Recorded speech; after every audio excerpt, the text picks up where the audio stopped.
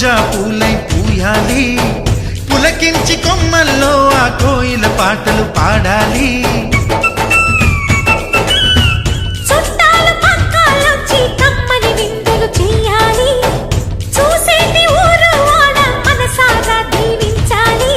నలుగురు కలిసి చేతులు కలిపి మన కలలన్నీ పండించాలి.